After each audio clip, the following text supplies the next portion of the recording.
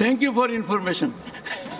लेकिन ये केंद्रीय बजट नहीं है, ये कुछ राज्यों का बजट है, क्योंकि इस बजट से महाराष्ट्र गायब है, इस बजट से तेलंगाना गायब है, हरियाणा गायब है, केरल गायब है, तमिलनाडु गायब है, पंजाब गायब है, उड़ीसा गायब है, दिल्ली गायब है। तो लगभग इस देश, पश्चिम बंगाल गायब है, झारखंड गायब है। तो ऐसे बजट को हम केंद्रीय बजट, यूनियन बजट कैसे कह सकते हैं सर? बात ऐसी है कि इसलिए मैं कहता हूं कि ये सामान्य बजट नहीं है, ये नॉन बायोलॉजिकल बजट है। दिस इज नॉन, जैसे हमारे प्रधानमंत्री जी कहते कि मैं नॉन बायोलॉजिकल हूं, इस तरह से ये नॉन बायोलॉजिकल बजट है। कैसे बनाया, कहाँ से बनाया, किसके लिए बनाया, उसके लाभार्थी कौन है, क्या है। लेकिन एक बात तो सही है, ये बजट जो बना है उस बजट के ऊपर लोकसभा का जो नतीजे है उसका बहुत बड़ा प्रभाव है। संजय जी, ये लोकसभा नतीजे से पीड़ित बजट है, ये पीड़ित बजट है। संजय जी देखोगे मेरी तरफ? हाँ, मैं आपसे बात कर रहा हूँ सर, और मैं आपसे ही डायलॉग करूँगा। यहाँ है कौन मेरा आपके सिवा? आप ही तो है भगवान। सर, प्रधानमंत्री जी ने कहा था कि मैं भ्रष्टाचार का पैसा जनता में बांटूंगा। हमें लगा कि इस बजट में ऐसी कुछ योजना आ जाएंगी कि जो भ्रष्टाचार का पैसा 10 साल में जमा किया है ईडी के माध्यम से, वो आप सबको बांट देंगे, ऐसी कोई घोषणा आप करेंगे। लेकिन हुआ है उल्टा। जो पैसा अपने भ्रष्टाचार के माध्यम से जब्त किया था, ऐसा हमने देखा, वो वापस वही भ्रष्टाचारियों को बांट दिया। उदाहरण के तौर पर दूंगा, हमारे प्रफुल्ल भाई पटेल है क्या? हमारे मित्र है, हमारे मित्र है, अच्छे मित्र है। देखिए, ईडी ने उनके ऊपर कार्रवाई की। क्या कार्रवाई की? उनके ऊपर ये इल्जाम लगाया। संजय जी, आपने कहा मेरी तरफ मैं आपकी तरफ भी देख रहा हूं। आप उधर देख रहे हो। ईडी ने, भाई चेयरमैन सर, ईडी, सीबीआई हमारे सबके पीछे लगा दिया, उनके पीछे भी लगाया, बेचारे हमारे मित्र रहे। उनके ऊपर क्या आरोप था? दाऊद के एक साथी है इकबाल मिर्ची, मनी लॉन्ड्रिंग के माध्यम से प्रफुल्ल भाई ने उनकी प्रॉपर्टी खरीद ली। ईडी आ गई, ईडी ने चार्जशीट डाली, ईडी ने उनका प्रॉपर्टी जब्त किया। 180 करोड़, कम नहीं, 180 करोड़, 180 करोड़ की प्रॉपर्टी ईडी ने जब्त की। और क्या हो गया, हमारे प्रफुल्ल भाई परेशान हो गए। ऐसे बहुत प्रफुल्ल भाई देश में है, यहाँ ही 10 है, परेशान हो गए। तो प्रफुल्ल जी ने क्या किया, यहाँ से वहाँ चले गए और 180 करोड़ की प्रॉपर्टी ईडी ने उनको वापस दे दी। एक अच्छी योजना है, सरकार ने शुरू की। यहाँ से वहाँ चले गए, दो चेयर, तो 180 करोड़ की प्रॉपर्टी ईडी ने तुरंत क्लियर कर दी और उनको दे दी। भाई हमको भी ईडी ने हमको अरेस्ट किया, हमारा कोई गुनाह नहीं था। हमारा जिस घर में मैं रहता हूँ वो जब्त कर लिया। हमारा घर तो दीजिए। एक सेकंड नहीं सर, संजय जी, एक सेकंड नहीं सर, अर्थव्यवस्था से जुड़ा प्रश्न। एक second. These are very serious charges, and I will appreciate that. Be firm on your facts. Facts है और record. Be firm on your facts. Go ahead. देखो सर, हमको भी जेल में डाला था ईडी ने, बात छोड़ दीजिए। तो मोदी जी के तीसरे कार्यकाल में सभी भ्रष्टाचारी इस प्रकार से बेदाग हो रहे हैं। सर, क्या है इस बजट में? इस बजट में ना किसानों के लिए कोई घोषणा है, ना बेरोजगारों के लिए कोई खास योजना है, ना युवाओं के लिए है। 50%, 50% किसान आज भी कर्ज में डूबे हैं और सबसे ज़्यादा आत्महत्या किसानों की हमारे महाराष्ट्र में हो रही है। सर हमारी भी ये मांग है, सबकी मांग है कि किसानों को उनके प्रोडक्शन को, अनाज को समर्थन मूल्य मिलना चाहिए, लेकिन किसानों को समर्थन मूल्य नहीं मिला है। तो समर्थन मूल्य किसको मिला? सरकार ने सत्ता का समर्थन मूल्य चुकाया है और वो समर्थन मूल्य मिला है बिहार के नीतीश बाबू को, आंध्र के चंद्रा बाबू को।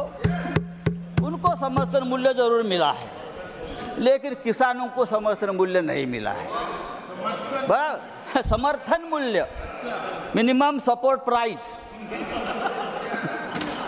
मिनिमम सपोर्ट प्राइस किसको मिला है? समर्थन मूल्य मिला है। सर देखिए, एक अच्छा मुद्दा राजीव जी आपने जो है किया है कि बहुत से उद्योगपति देश छोड़कर जा रहे हैं। बहुत से उद्योगपति इसलिए कि इस देश में जो जहर, जो नफरती माहौल बनाया है, उसमें उद्योगपति भारत में नहीं रहना चाहते, वो विदेश में जा रहे हैं। पिछले 8 सालों में भारत से हजारों उद्योगपति देश छोड़कर चले गए हैं। प्लीज राउंड अप अमेरिका में, और वहां जाकर अपनी इन्वेस्टमेंट कर रहे हैं।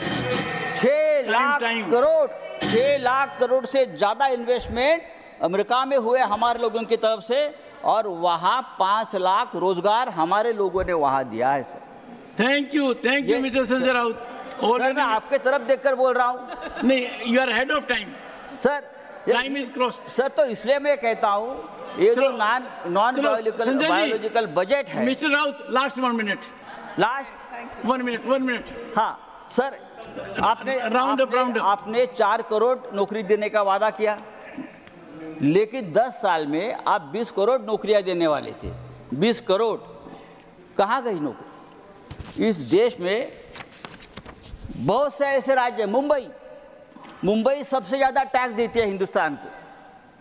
मुंबई 3 लाख करोड़ सालाना टैक्स देती है, जीएसटी देती है, लेकिन मुंबई के लिए इस बजट में 1 पैसे का आपने कोई प्रावधान नहीं किया है, कोई नहीं किया है। 100 स्मार्ट सिटीज बनाने वाले थे, कहाँ गई स्मार्ट सिटीज? लेकिन मुझे आनंद है कि आपने अमरावती के लिए कितना 15,000 करोड़ दिया है। नहीं भाई साहब, नहीं मुंबई, कराड़ साहब, मुंबई की बात करता हूँ, मैं औरंगाबाद पे नहीं बात करता हूँ। मुंबई धारावी जैसे हमारी एक प्रकल्प, बात छोड़ दीजिए। इस देश के कौन से शहर के लिए इस बजट में क्या प्रावधान है, ये आप बताइए। मुंबई तो बहुत बड़ा शहर है, देश का पेट पालता है, फिर भी आजकल क्या एक नया ट्रेंड है, सब कुछ उठाओ मुंबई से और गुजरात में लेके, सब कुछ उठाओ और गुजरात में लेके जाइए। It will not go on record. No, Shri Sanjay Kumar Jha,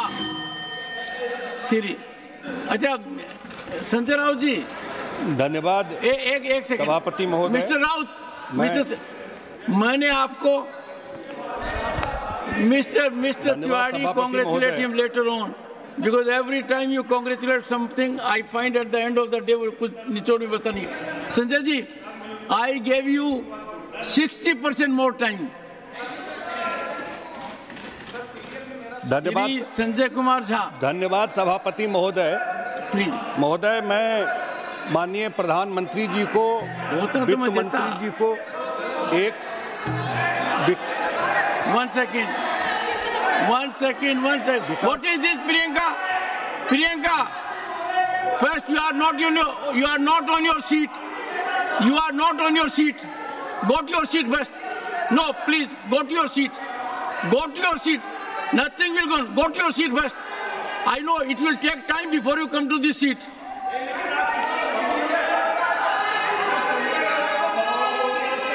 सुनो। Colloquial, I look into it. I look into it. कैसे बोलूं? No, no, nothing is going on record. Nothing is going on record. Nothing is going on record.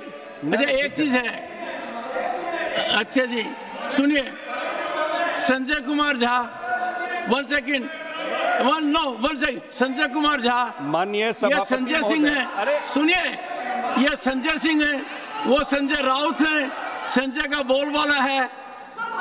Proceed, now go ahead, please maintain order in the house, order in the house.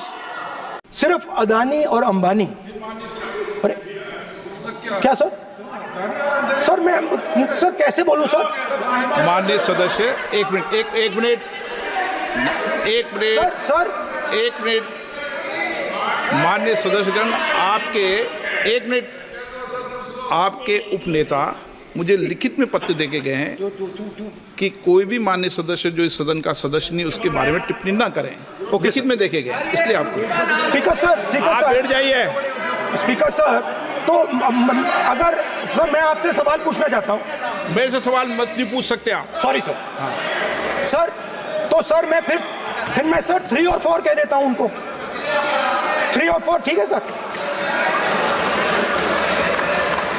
अब नाम नहीं ले सकता तो कुछ तो कहना पड़ेगा सर। 3 और 4 कह देता हूँ, कोई और नंबर आपके देना। माननीय सदस्य को बता दें क्यों लिख के चिट्ठी गए मुझे। सर, हरियाणा के पूर्व मुख्यमंत्री पर जब इस प्रकार के आक्रमण करते हैं, हरियाणा के पूर्व मुख्यमंत्री के संदर्भ पर हमको अपनी चिट्ठी भेजी। एक पूर्व मुख्यमंत्री को आप 2 उद्योगपति से जोड़ना चाहते हैं, एक किसान नेता जो हरियाणा के, आज उन पर जब आपको अलाउ किया है उद्योगपति के साथ जोड़ना चाहते हैं, ये है सदन की मर्यादा। हरियाणा के आप ये चिट्ठी मुझे लिख के गए हैं, उसकी मर्यादा का ये आपको बोलने नहीं दे रहे, ये आपको बोलने दे रहे।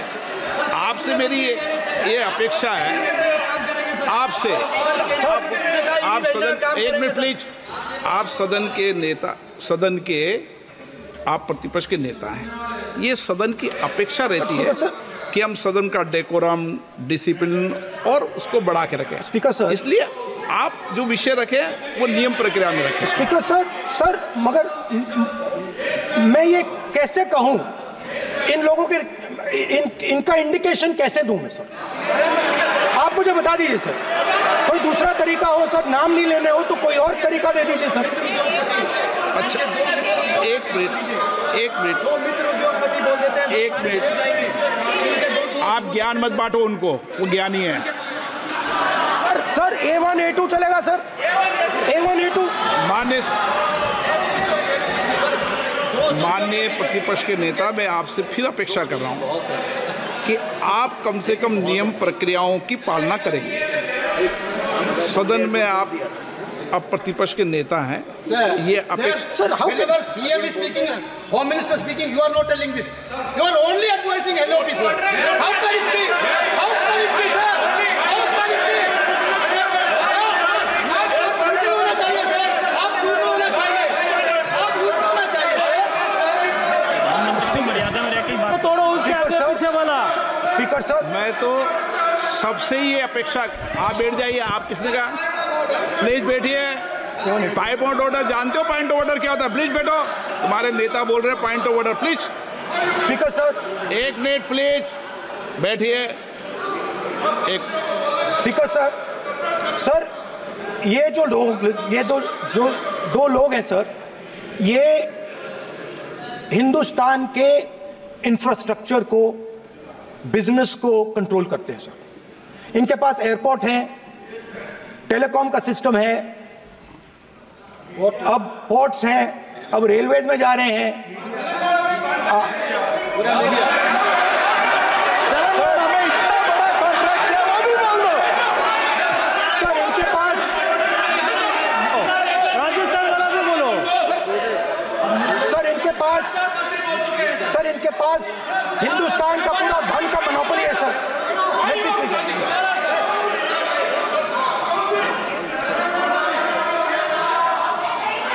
सर इनके पास हिंदुस्तान के धन की मोनोपोली है। तो सर मैं समझ नहीं पा रहा हूं इनके बारे में मैं इंडिकेट कैसे करूं। इनके बारे में बोलना तो पड़ेगा सर। अगर आप हमें कहो कि इन दोनों के बारे में आप बोल ही नहीं सकते तो वो तो हमारे लिए एक्सेप्टेबल ही नहीं है सर, हमें तो बोलना है। अब आप चाहते हो कि नाम ना ले तो कोई और सिस्टम दे दीजिए हमें। आपको संसदीय कार्य मंत्री जी please please. No, I'm not giving. I'm not yielding. I'm not yielding. I'm not yielding. I'm not yielding. Sit down. I'm not yielding. I'm not yielding. Sit down. I'm not yielding. प्रधानमंत्री को I'm not yielding. Rajya Sabha बोला दिया, लोकसभा बोला दिया। I'm not yielding. Sit down. आप I'm not से yielding. बातें करते हैं, पार्लियामेंट्री प्रोसीडिंग्स का रूल नहीं मानते हैं आप, स्पीकर को चैलेंज करते हैं आप, आपको नियम मालूम नहीं है। इस सदन का सदस्य होने के नाते नियम जानना जरूरी है। नेता प्रतिपक्ष को सदन का नियम के बारे में पता नहीं है, ये बहुत दुख की बात है। हम लोग जो भी इस सदन का सदस्य है नियम से चलता है। लोकसभा स्पीकर को चैलेंज करके आज सदन के नेता प्रतिपक्ष ने इस गरिमा को गिराया है। ऐसा नहीं चलता है, देश नियम से चलता है, सदन नियम से चलता है, संविधान से चलता है, ऐसा नहीं होता है।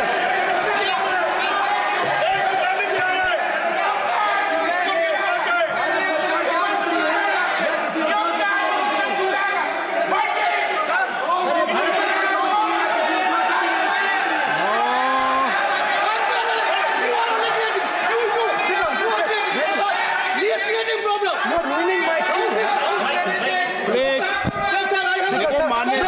माननीय प्रतिपक्ष के नेता आपके सदस्य आपको नहीं बोलने देना चाहते, डिस्टर्बेंस वो कर रहे हैं। Sir I understand sir. बैठ के टिप्पणी कर रहे हैं। सर, मैं समझता एक हूं। मिनट, वो बैठ कर टिप्पणी कर रहे हैं, कोई सदस्य खड़ा है, यही आपको डिस्टर्बेंस कर रहे हैं सबसे ज्यादा। Speaker sir, Rahul Gandhi ji please, आपको नहीं बोलना है, please Rahul Gandhi. Speaker sir मैं बात समझता हूँ। प्लीज एक मिनट प्लीज। स्पीकर सर मैं समझता हूँ मंत्री जी को अदानी जी और A1 एंड A2 की रक्षा करनी है, मैं समझता हूँ, नो प्रॉब्लम। वो सर ऊपर से ऑर्डर आया है सर, ऊपर से ऑर्डर आया है सर, मैं समझता हूँ, मैं इस पर कोई टिप्पणी नहीं करूंगा। Sir he is permitted. Sir, he is permitted to defend them, sir. It is a democracy, sir. He can defend them. We allow him to defend them, sir. ऐसा होता है क्या? A1 and A2, sir. आपके Happily, sir. सदस्य मान्य आपके सदस्य आज बैठे बैठे बहुत टिप्पणी कर रहे हैं और उठ रहे हैं। सबसे ज्यादा आप उठ रहे हैं, सबसे ज्यादा टिप्पणी आप कर रहे हैं। कोई नियोजित तरीके से आए हैं क्या आप? नो मानिए। So we are happy, sir. If the minister is protecting A1 and A2, sir, it helps us only, sir. No problem. We like it, sir. Please do it again, sir. Please do it again. I give you the space. मैं तो एक व्यवस्था का बात करना था, फिर शुरू हो गया। संसदीय कार्य मंत्री जी, व्यवस्था तहत मैं सिर्फ जो परिस्थिति बने उसमें कहने के लिए मैं खड़ा हुआ। उन्होंने बोला मैं यील्ड नहीं किया, ये नियम होता है। अगर समय हम मांगते हैं तो यील्ड करना, एक मिनट, वो यील्ड करना एक परंपरा है। No, there's no परंपरा। You don't yield. The Prime Minister does not yield. मैंने व्यवस्था तहत सर उन्होंने व्यवस्था का प्रश्न उठाया। सर एक राहुल जी, एक मिनट। स्पीकर सर मैं स्पीकर का परमिशन से खड़ा हुआ। बिल्कुल सही बोला आपने कहा मैं ये नहीं किया, मैंने जबरदस्ती नहीं बोला। आप बोल रहे हो। मैं स्पीकर साहब से परमिशन लिया, आप बोल रहे हो। स्पीकर साहब ने मेरा नाम लिया, बोल रहे हो। आपने यील्ड नहीं किया, तभी मुझे लगा कि मुझे कहना चाहिए कि आप प्रधानमंत्री जी को पूरा भाषण तक आपने डिस्टर्ब किया, बोलने नहीं दिया। आज हम आपको यील्ड मांग रहे हैं, 10 सेकंड टाइम आप बोल रहे हैं कि हम यील्ड नहीं करेंगे। ये कौन सा परंपरा है? मैं जबरदस्ती नहीं बोल रहा हूँ, मैं तो नियम के तहत बोल रहा हूँ और स्पीकर का परमिशन से खड़ा हुआ हूँ। ये एक परंपरा होता है, एक दूसरे का इज्जत देना होता है, इतना तो कर्टसी होना होता है। Rahul ji, sir I will respond to that, sir. If when we raise our hand and ask for the Prime Minister and the ministers to yield, they yield, we will yield every time. Yes. The moment you yield, I guarantee you we will yield. In fact, I am ready, Speaker sir. I am ready.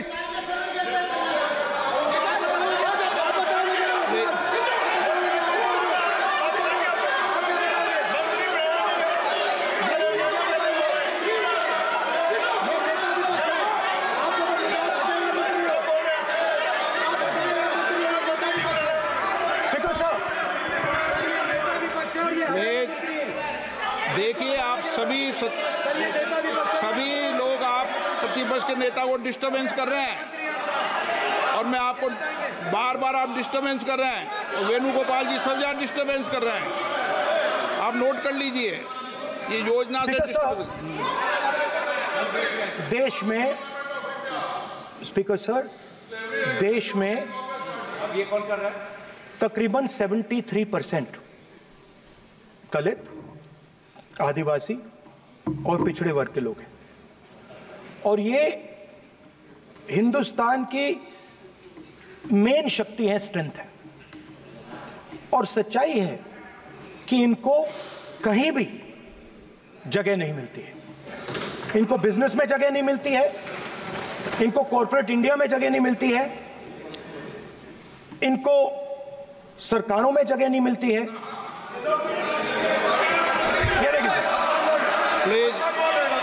ये देखिए sir, ये photo देखिए। एक minute प्रतिपक्ष, एक minute.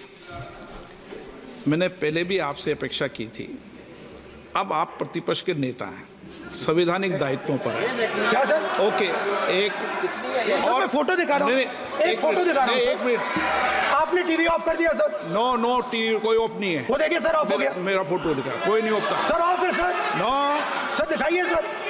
एक of है sir. No, आप टीवी ऑफ कर देते हो? प्लीज आप बैठिए, एक बात सुनिए।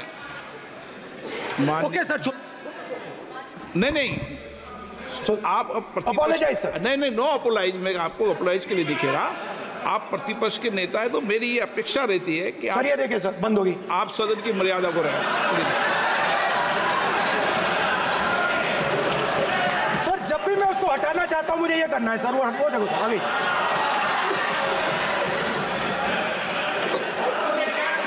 क्या डर रहे हैं सर फोटो से? शिव जी के फोटो से डरते हैं सर, इस फोटो से डरते हैं। अभी पोस्टर नहीं आने दूंगा, गलत तरीका है, नहीं आने देंगे, पोस्टर नहीं लगाने देंगे सदन में। सर, फोटो गलत तरीका है। नो सर, फोटो दिखाना गलत नहीं है सर। आपकी परमिशन लेके परमिशन नहीं है आपको। सर, मैं ये फोटो दिखाना चाह रहा हूं। मैं समझाना चाह रहा हूं। नियम के तहत परमिशन नहीं है माननीय। अच्छा सर, मैं ये फोटो समझाना चाह रहा हूं सर। इसमें ये जो बजट का जो हलवा है सर, ये बट रहा है, और इस फोटो में सर मुझे एक ओबीसी अफसर नहीं दिख रहा, एक आदिवासी अफसर नहीं दिख रहा, एक दलित अफसर नहीं दिख रहा है मुझे। ये हो क्या रहा है सर? सर, देश का हलवा बट रहा है सर, और इसमें 73% का एक है ही नहीं सर। ये आप लोग हलवा खा रहे हो, और बाकी देश को हलवा मिल ही नहीं रहा है। ठीक है सर, 20 अफसरों ने बजट को तैयार किया, हमने पता लगाया है। 20 अफसर, शांत हो जाइए प्लीज सर। 20 अफसरों ने, उनके नाम मेरे पास है, अगर आप नाम चाहते मैं दे दूंगा। 20 अफसरों ने हिंदुस्तान का बजट तैयार किया है। मतलब हिंदुस्तान का जो हलवा है 20 लोगों ने बांटने का काम किया है। अब स्पीकर सर, उन 20 लोगों में से 90% लोगों में से सिर्फ 2 हैं, एक माइनॉरिटी और एक ओबीसी। और इस फोटो में एक भी नहीं है। मतलब फोटो में आपने पीछे कर दिया, फोटो में तो आने नहीं दिया आपने, कोई नहीं आ सकता। और मैं चाहता था कि बजट में जाति जनगणना की बात उठे, जो पूरा देश चाहता है। 90% हिंदुस्तान जाति, 95% जाति जनगणना चाहता है। कौन चाहते हैं?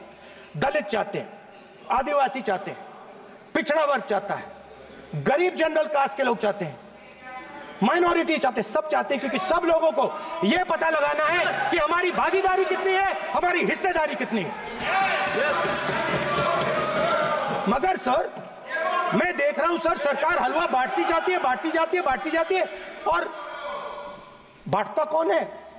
वही 2-3% लोग, और बंटता किसको है? वही 2-3% लोग,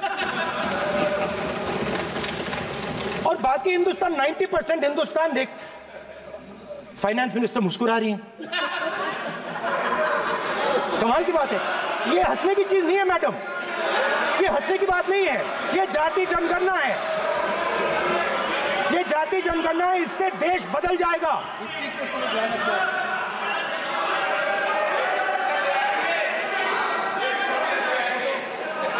सर आपको सर ये जो कमल सर जो पद्मव्यूह वाले हैं, उसको चक्रव्यूह को पद्मव्यूह भी कहा जाता है। सर जो पद्मव्यूह वाले हैं इनको गलतफहमी है, ये सोचते हैं कि देश के युवा, देश के पिछड़े लोग अभिमन्यु हैं, देश के पिछड़े लोग अभिमन्यु नहीं है, अर्जुन है। और वो जो आपका चक्रव्यूह है उसको फोड़ के फेंक देंगे, फेंकने वाले हैं। पहला कदम इंडिया गठबंधन ने ले लिया, पहला कदम इंडिया गठबंधन ने ले लिया। आपके प्रधानमंत्री की कॉन्फिडेंस को हमने उड़ा दिया, मतलब आपके प्रधानमंत्री भाषण में आ ही नहीं पा रहे। और मैं आपको एडवांस में बता देता हूं, मेरे भाषण में कभी नहीं आएंगे सर। अरे सर इसमें क्या गलती है सर? एक बात बताइए,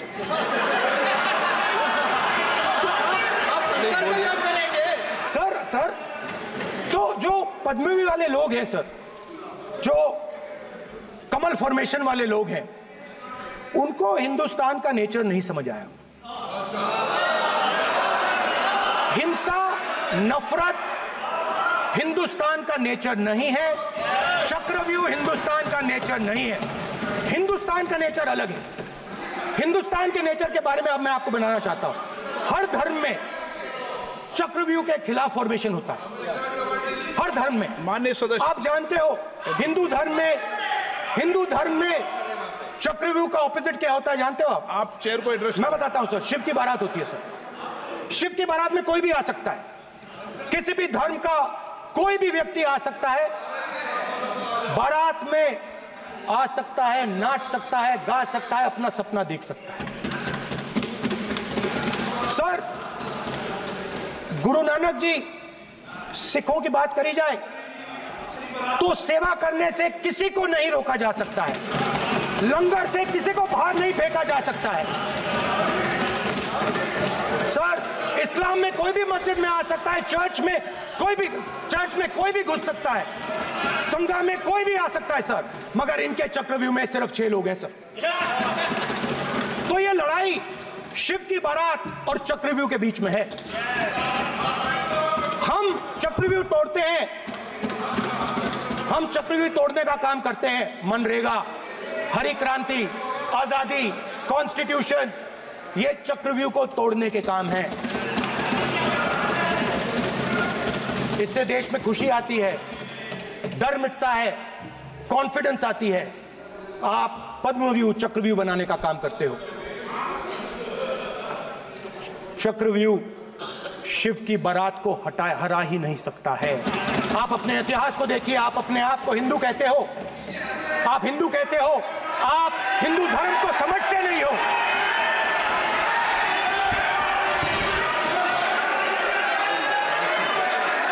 आप चक्रव्यूह बनाने वाले लोग हो, आपका हिंदू बोगस। स्पीकर सर, तो अंत में मैं ये कहना चाहता हूं, अब शांत हो जाए, खत्म कर रहा हूं सर, घबराइए मत, डरो मत।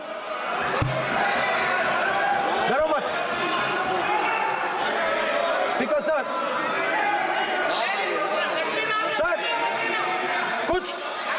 कुछ महीने पहले सर, मैं जो आपने चक्रव्यूह, स्पीकर सर, जो चक्रव्यूह बनाए गए हैं, नहीं कोई अपमान नहीं किया, मैंने कोई अपमान नहीं किया, मैं कर नहीं सकता कभी, जिंदगी भर मरने तक मैं अपमान नहीं कर सकता। क्या बात कर रहे हो आप, क्या बात कर रहे हो सर, तो आपने ये छोटे छोटे चक्रव्यूह बना रखे हैं, मैं इनको समझने की कोशिश करता हूं अपने छोटे से तरीके से। कुछ महीने पहले मैं 6-7 घंटे बढ़इयों के साथ काम किया। वहां विश्वकर्मा जी थे, उनसे मैंने एक सवाल पूछा। मैंने उनसे कहा कि आपको किस चीज से दुख होता है, किस चीज से आपको दर्द होता है। उन्होंने मुझे कहा, राहुल बात सुनिए, आपको समझ आ जाएगी, बात सुनिए, समझिए। सर इंटरप्ट कर रहे हैं सर, अब बोलिए। देखिए,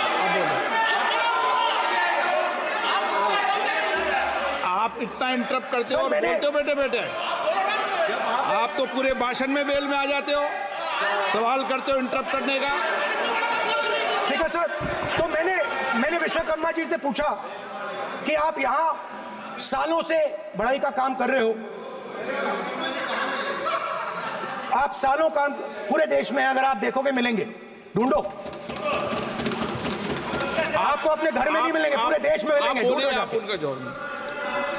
तो मैंने उनसे पूछा, विश्वकर्मा जी आपको दर्द किस बात का होता है, दुख किस बात का होता है? तो उन्होंने कहा, राहुल मैं ये टेबल बना रहा हूं, मगर राहुल जी कहा, राहुल जी अब कहा वो मुझे अच्छा नहीं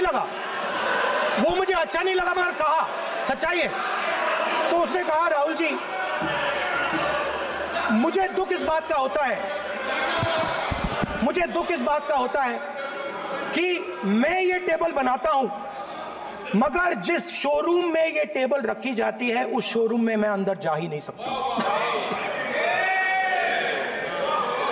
कुछ ही दिन पहले सुल्तानपुर के रास्ते पे मैं एक भाई के साथ, मोची भाई के साथ बैठा, उससे मैंने ये सवाल पूछा, आपको दुख किस बात का होता है? कहता है, राहुल जी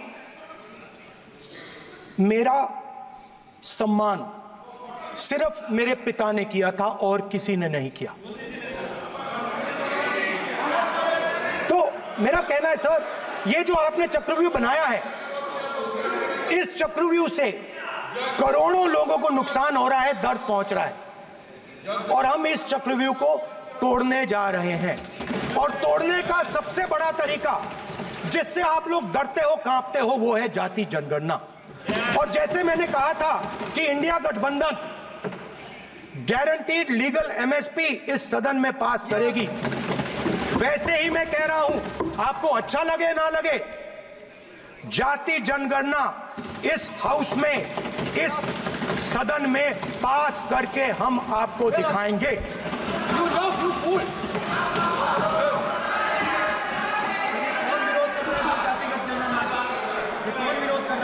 क्यों बेटे बेटे टिप्पणी कर रहे हो आप? क्यों बेटे बेटे टिप्पणी कर रहे हो? फिर वो टिप्पणी करेंगे।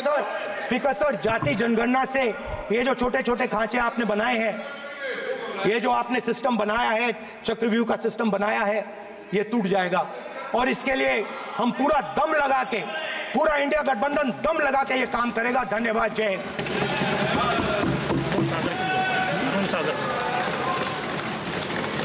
राजनाथ सिंह जी। अध्यक्ष महोदय, नेता प्रतिपक्ष ने बजट के संबंधित जो भी भ्रांतियां पैदा की हैं, जब बजट से संबंधित जवाब देने के लिए वित्त मंत्री जी खड़ी होंगी तो उन भ्रांतियों को लेकर जो भी क्लैरिफिकेशन देना है, जो कुछ भी देश को संदेश देना है, वो अपनी तरफ से संदेश देंगी। क्योंकि मैं मानता हूं कि कई भ्रांतियां बजट को लेकर पैदा की गई हैं, लेकिन देश की सीमा की सुरक्षा जिन बहादुर जवानों के हाथों में रहती है, सेना के जवानों में, यह इतना संवेदनशील मुद्दा है इस देश की सुरक्षा का। और सेना से जुड़े हमारे अग्निवीर के जवानों को लेकर जो देशवासियों को गुमराह करने की कोशिश की जा रही है, उस संबंध में मैं कहना चाहता हूं अध्यक्ष महोदय, जब भी आपका आदेश होगा इस सदन के समक्ष मैं पूरी तरह से अपना अग्निवीरों को लेकर स्टेटमेंट देने को तैयार हूं। विष्णुदत्त शर्मा। हाँ, क्या आपने अपनी बात खत्म कर दी ना? सर जवाब देना सर। आपने कहा सर जवाब देना। आपने ये कहा उन्होंने कुछ नहीं बोला, उन्होंने आपके शब्दों को बोला कि स्पीकर सर, 1 मिनट, मेरा नाम लिया है सर। हाँ तो मैं बोलने दूंगा आपको। 1 इंडिकेट किया सर। 1 मिनट। अग्निवीर पे विषय पर उन्होंने कहा कि मैं सारे विषय पर चर्चा करने को तैयार हूं, ये कहा। सर, डिफेंस मिनिस्टर ने कहा कि मैंने अग्निवीर की बात उठाई। सर, पहले भी डिफेंस मिनिस्टर ने कहा था कि शहीद अग्निवीर परिवारों को कॉम्पनसेशन दिया गया है, और उन्होंने कहा, हाउस में कहा कि 1 करोड़ रुपया कॉम्पनसेशन दिया गया है, मगर सर वो गलत था। सर, उस शहीद परिवार को इंश्योरेंस दिया गया था, कॉम्पनसेशन नहीं दिया गया था। सर, मैं ये कहना चाहता हूं सर, ये सच है सर। और सर, भाषण के एकदम बाद सर कॉम्पनसेशन गया था सर। सर, ये सच्चाई है सर, इसको कोई नकार नहीं सकता, ये सच्चाई है सर। सर, आखिरी बात सर, आखिरी बात सर, आपने एक और चक्रव्यूह बना दिया है सर। मीडिया वालों को सर आपने पिंजरे में बंद कर दिया सर, उनको बाहर निकाल दीजिए प्लीज। 1 मिनट। माननीय आप प्रतिपक्ष के नेता हैं, और ये मैं आपसे हंस रहे हैं आप, ये तरीका आपका, आप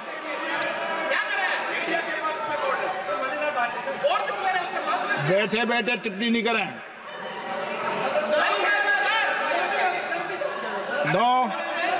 आपने, माननीय प्रतिपक्ष के आप नेता हैं, मैं आपसे ये अपेक्षा करता हूं कि आप नियम प्रक्रिया को पूरा पढ़ ले पहले एक बार। मुझे अच्छा लगेगा आप नियम प्रक्रिया को पढ़ लें।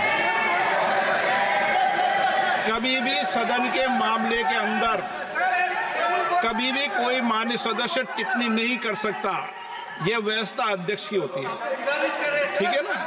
ये अध्यक्ष व्यवस्था है। हाँ, बोलिए, आप मुझसे तो बोले ना। एक सेकंड। हाँ, सर बेचारे, हाँ सर, बेचारे सर मीडिया वाले हैं सर। बेचारे नहीं है वे, बेचारे शब्द बोलो उनके लिए। सर नॉन बेचारे मीडिया वाले हैं सर। नो, बेचारे नहीं, नॉन बेचारे सर, नॉट बेचारे मीडिया वाले हैं सर। हाँ सर, नॉट बेचारे। 1 मिनट, आप मैं बैठा हूँ ना, वह आप आसन पे बात कर रहे हैं तो आसन को बात करने दो। नो, मैं बताऊंगा। सर, नॉट बेचारे मीडिया वालों ने कहा है सर कि प्लीज, उन्होंने मुझसे कहा है कि आपसे हाथ जोड़कर कहें कि उनको निकलने दें, क्योंकि वो बड़े डिस्टर्बेंस है। 1 मिनट प्लीज, 1 मिनट। सदन के नेता हैं आप, प्लीज आपको बैठे बैठे बोलने की टिप्पणी की। सदन के बैठे बैठे टिप्पणी मत कीजिए आप, प्लीज।